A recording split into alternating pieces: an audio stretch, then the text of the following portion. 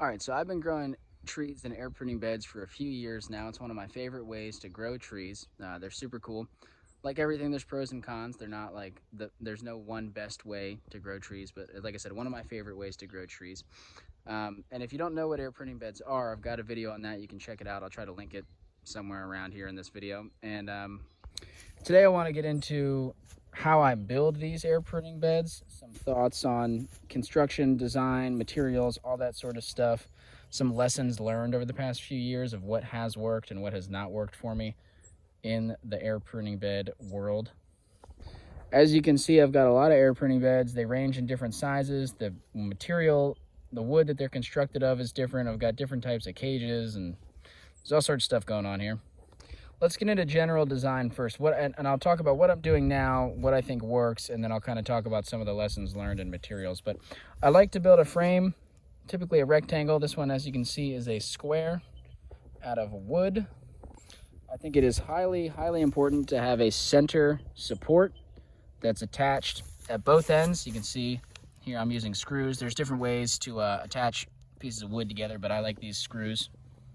Anyway, more on screws when we talk about material, but basically, yeah, some sort of rectangular frame made out of wood.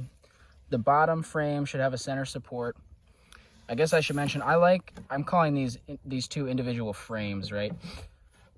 I really like having at least two frames because in the fall, when it comes time to dig the trees out of the bed, I can lift these frames off and expose a lot of that soil. It makes it easier to kind of tease the roots apart and pull the trees out, as opposed to in the past, I've built some beds like this is a 2x12. It's one single piece of wood. It is a little bit difficult to start digging these trees out of the bed. It's still really easy compared to digging them out of the field in the ground, but compared to an air prune bed like this one over here, that again, two frames, I can lift that top frame off. It just makes a big deal, I think, for ease of removing the trees later on. Always pros and cons though, right? Just real quick thought experiment here. The 2x12 behind me, that probably costs more than a 2x6, but you need multiple 2x6s to build multiple frames. You need more screws to build multiple frames, right? There's four screws compared to, I have 3 screws on this 2x12, but you could maybe get away with just 2 instead of 3. And this is overall just more cuts and more time assembling, but I think it's really worth it to have 2 top frames. But so that's just, a little food for thought there. Anyway, the gist with this, there's no right or wrong way to go about this. It's all what you feel is the most appropriate to you. Kind of just sharing my preferences and my observations again over the past few years of doing this, what I really prefer to do with air pruning beds at this moment in time anyway. So here's a look at, the bottom of the air pruning bed. This is how I prefer to attach the hardware cloth screen. There's multiple ways to do this. You could use a heavy-duty staple gun or something like that. I really like using these runners that I then screw into the main boards. And this is a reason why the center support is so important. I think this middle runner really needs to be attached to a support. It's going to be too difficult to see in these beds because they're close to the ground and they're heavy. I can't flip them over. But some of these beds I've had issues where you can see this is my center support right here. I don't think we're going to be able to get the camera in here and show. But basically, I don't think I'm going to be able to show it on the camera. I've had some of those center supports actually snap in the middle under the weight of all the soil. So like you can imagine, if this center support was not here, this runner could potentially snap in the middle. That's what I've had happen. And then there's a lot of sag. There's also just a lot of pressure pushing down on the center runner. This one you can see, I don't think it snapped in the middle, but this one popped out. It's no longer attached to this at all. It's just resting on the weight of this brick. And so there's some sag in here. And originally I didn't even have a brick there, so when it popped off, it went all the way to the ground. There was a lot of sag. I had to get pry bars, pry this whole bed up and jam a bunch of bricks in. It kind of bit me in the butt, you know what I mean?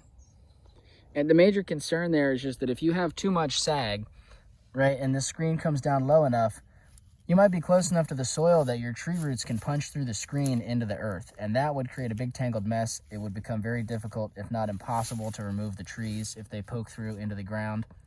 It could be a total loss. It could be really bad. Or let's not call it bad. Let's just say it could be disappointing and it could be a learning experience, but it's something we want to avoid if we can anyway. So, but that's my basic construction, you know, 2 frames. I like to use these runners. Center support seems really important. I don't have super strict recommendations, super solid recommendations for spacing between these runners, right? Like how long of a span can you go between runners? This bed you can see is a lot longer, and I think I only have 1 runner in here, but again, I do have a center support with it. Let's see if we can crawl under and look. All right, I'm gonna pan the camera down here and see if you can see what's going on. Here's where the runner is secured, or the center support is secured, and there you can see the runners underneath of it, right? So there's the little runners there. Center support is secured by those 4 screws. That's probably about a 2-foot span, right? 2 feet, support with runners, 2 feet. Whereas this here, this is 1 foot, so maybe this is a little overkill, but I don't want any risk of sag.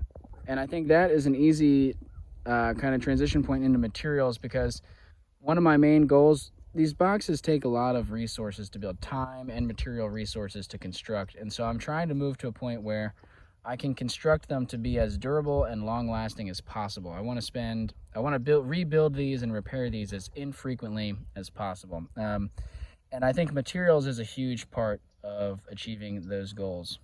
I really love the idea of reusing old scrap lumber and stuff that's already, you know, kind of out in there in circulation, as opposed to using new lumber. But what I have learned is that a lot of the scrap lumber that I was using, and I was picking just any old scrap lumber, it works, but I have a lot of situations where there was warping and cracking throughout the growing season. And you can see here, this screw completely sheared off.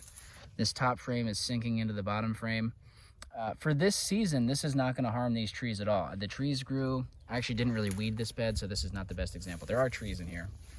Also a lot of weeds, but that's okay. I'll be able to get all the trees out of here, no problem. They won't be harmed by that damage. But if I want to use this bed again next year, I've got to empty all the soil, take it apart, and fix this, right? And then I've got to think, like, I kind of want to replace all of this wood. You can see it's happening over here a little bit too. It's like, I don't really know if I want to reuse any of this wood.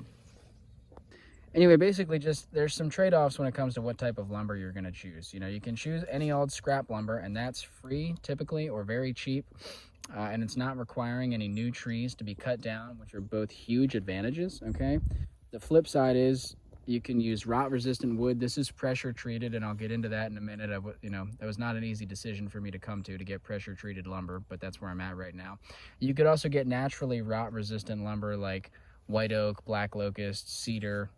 And I'm thinking it's reasonable to expect. I don't have the long-term experience to back this up, but I would expect these rot-resistant woods to last definitely upwards of 5 years, maybe even 10 or more in these conditions. And so ultimately you have to decide what's appropriate for you in your context. And just like, I'm moving away from building with totally scrap lumber, you know, because to me it feels like the labor that I'm frequently having to put in to rebuild and repair these beds is not something I want to keep doing. You know, I want to build these beds to last for a long time and not have to be always tearing into them to fix them. Now in the future, it's not impossible to get scrap wood that is of rot-resistant types. You know, it's not impossible to get scrap black locust and that sort of stuff. I have not found a reliable local source for any of the rot-resistant woods here yet, but I'm going to keep working on that, and I'm confident that with time I will find a source for scrap lumber that's going to be rot-resistant and not just any old lumber lying around like I have been using. Anyway, like I said, for me, for right now, I've decided to use a lot of treated lumber in my building process. I'm kind of not doing 100%, right? Like these runners on the bottom are not treated. This center support is not treated. This is all scrap wood. And part of that is just to try to cut down on costs and also cut down on the amount of like trees that I need to have cut down for this project. But we're going to see how these hold up like this. And I don't feel incredible about using treated lumber, but I think, like I said, for me right now, it's appropriate. It's a small amount of lumber. Hopefully this stuff is not traveling very far. You know, I'm in a region where a lot of southern yellow pine is grown and harvested, so it is kind of a local source of wood. Local-ish. You know, I did get it from a large box store, so it could be coming from who knows where. But anyway, for a small amount of treated lumber, I'm going to be growing a very, very large number of trees, hopefully for a long time. So it feels like a worthwhile compromise for me right now. And like I said, in the meantime, I'm going to be working on increasing my quality and sourcing of scrap wood for future projects. And I guess, you know, if you're just getting into this, I wouldn't think too hard about it. You know, if you just want to build a few boxes, build them with whatever you have access to. If you have access to treated lumber, then it'll probably last a while. Do that. You know, if you don't feel like buying treated lumber, just go get any old scrap and just throw it together and see what happens, just as a learning process. You know, you don't have to invest a whole ton right off the bat if you're just building a few of these. And I think building a few and seeing how it works for you and your environment is probably the way to go. And then kind of iterating on that, building a few more each year and expanding and expanding. It's maybe not in your best interest to just jump out there and say, I want to build 10 or 20 of these boxes right off the bat. I mean, I built, let me see, let me count. How many did I build last year? Okay, I built 12 last year, and it was a really big learning process for me. I'm really glad I did it, but it was a little overwhelming because I built them all mostly in the same way. And so then when certain things went wrong, I was like, crap, now I have 12 boxes I've got to fix, you know?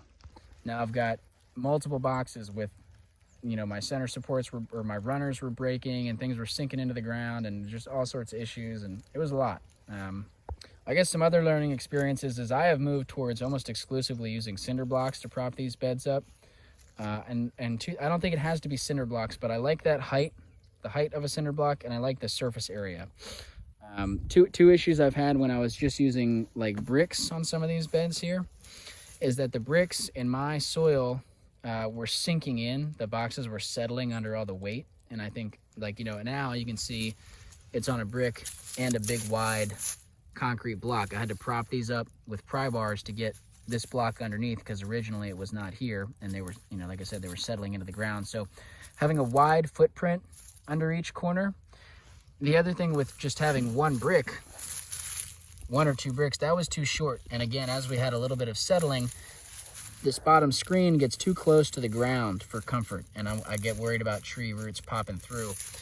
Also, I have had some weeds pop through. I've had some grass that's able to grow through rhizomes. If this bed sank down a little bit more, I had a few pieces of grass actually come through the box, which is less than ideal. Not a huge issue, but not ideal. And so having this big gap underneath is just, you know, it's beneficial for multiple reasons. It gives you a safety net as far as the tree roots poking through, prevents any weeds from coming up through. Just so you can easily look under there and see what's going on. And then, like I said, having the wide footprint. Cinder blocks fill that role for me, but this could be other things. This could be slabs of wood, wide slabs of wood. Certainly, it does not have to be cinder blocks. You could get creative and play around with that, but something wide and tall, I think. At least one on each four corners, and on some of the bigger beds, I'm putting one underneath the middle support as well. As much support as you can give it is good. This feels like overkill, but this is what I'm doing this year with these smaller beds. I just have these big cinder blocks, or they're kind of all different sizes, but in trying to put one on each corner, these beds are so small, it's basically just sitting on a solid foundation of all cinder blocks, you know? It's a little bit difficult with one hand here, but as you can see, the footprint of the bed is almost exactly the footprint of 4 cinder blocks. So these beds are really well supported, these little 2 foot by 2 foot ones. I don't think I've touched on this, but my reason for building 2 by 2 is that I might be traveling a lot and potentially moving this summer. There's a lot of flux in my life right now, a lot of unknown. And so I want this nursery to be potentially mobile if it needs to be. It would really be a pain to move it all, but if I have to, 2 people can come and lift a 2 foot by 2 foot box. Like this box right here is about 2 by 2. 2 people could lift that, maybe 3 people. It wouldn't be fun, but it's doable. There's no chance I'm moving this box. Maybe with a piece of equipment, but I don't think there's any move in a box this big. So 2 by 2, I believe, is the upper limit of mobile. These little crates are easily mobile. So I'm building all my boxes at 2 by 2 to be mobile, basically. I'm gonna maybe even convert some of my larger ones to smaller sizes. The ones that I had to repair and take apart anyway, I'll just convert them down into smaller.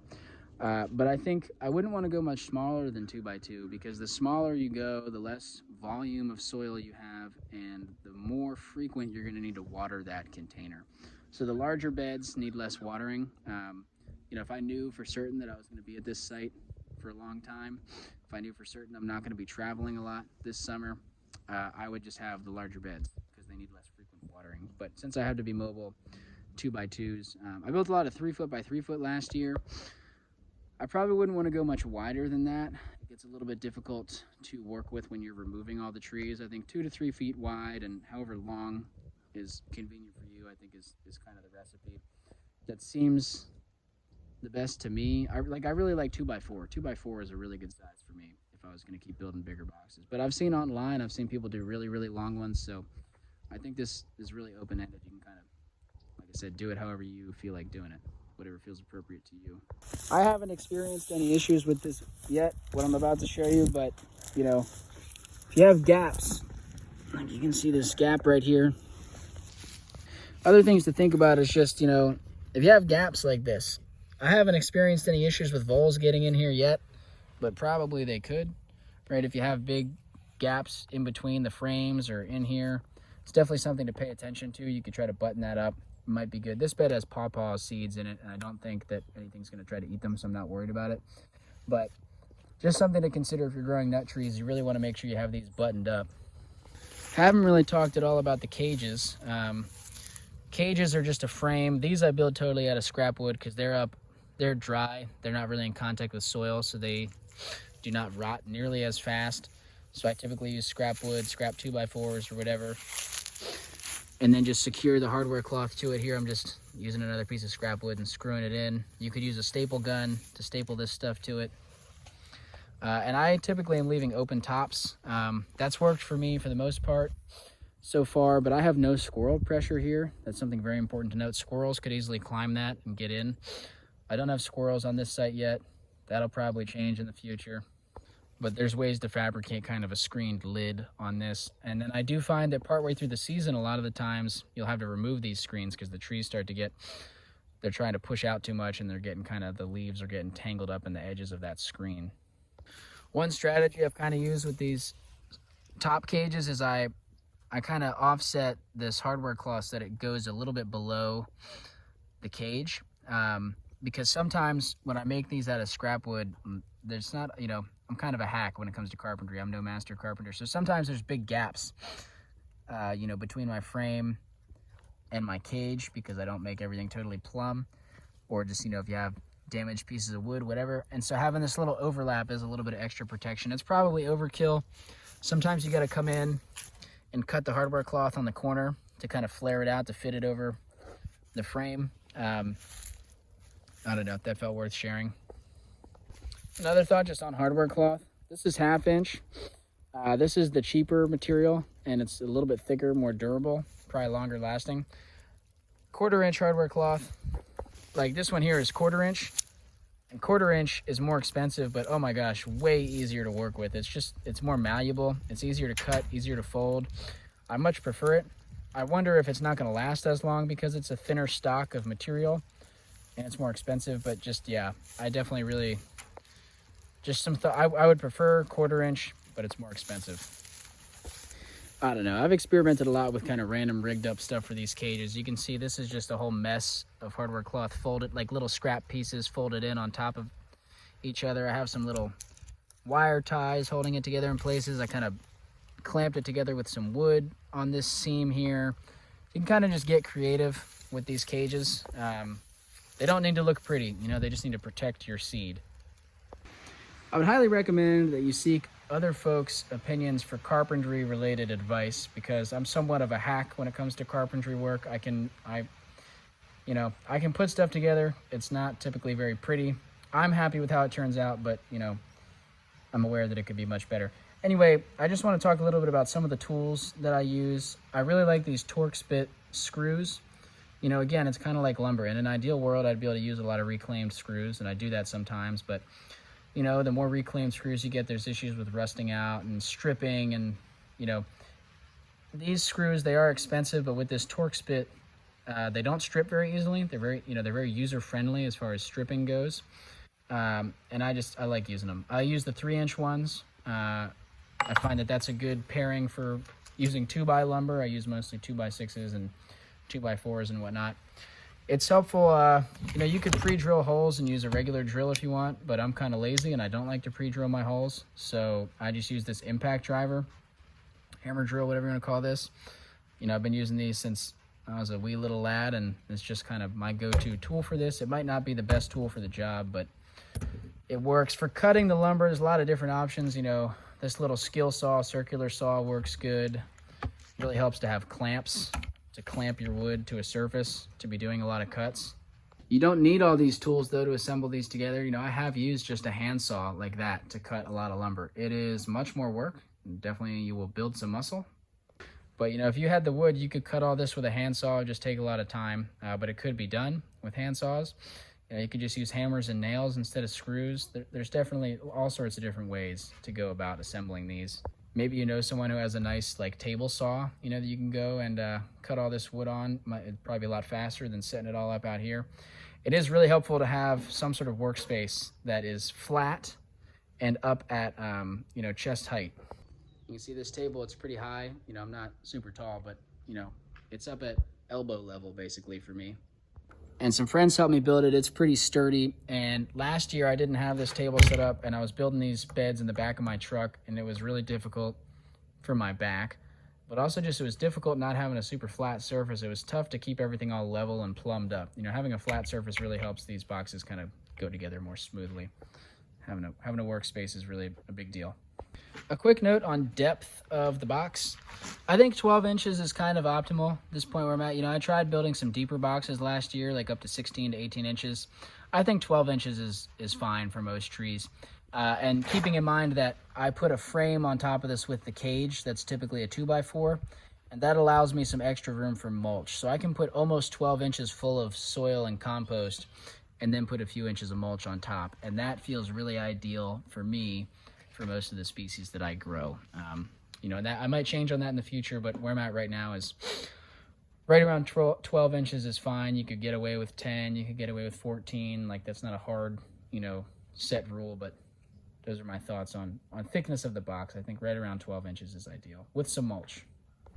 I could go on and on and on probably all day just talking about air pruning beds, but those are kind of the main points that I wanted to communicate in this video, and I probably should get back to filling up some of these beds anyway.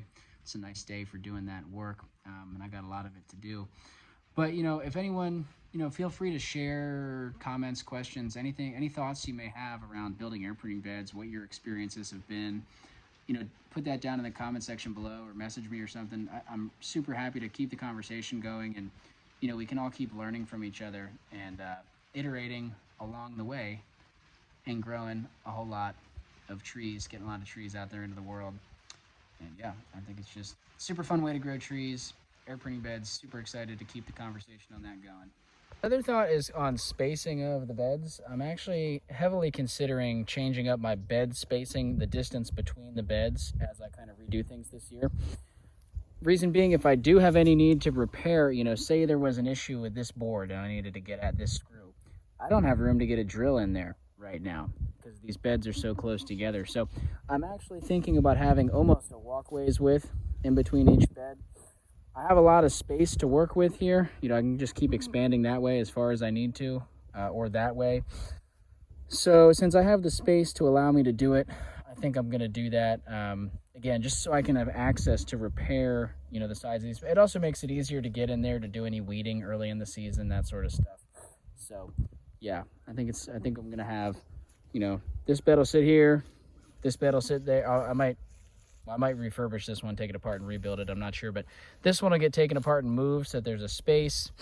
You know, I'll take that one apart and fix it and shift it down a few feet. And then the big thing, you know, the main reason I'm emptying this box, as you can see, I pulled all the soil out. Main reason I'm emptying is because my support here has failed. I don't know if you can see there's a gap. I can stick my fingers in through here. So there's not a lot holding this hardware cloth on. You know, these, whatever you want to call these runners on the side are holding it on. But you can see the hardware cloth has bowed. Let me see if we can get this angle. Bowed out quite a bit from the weight of the soil, enough to actually break the screw on this support and pop it out.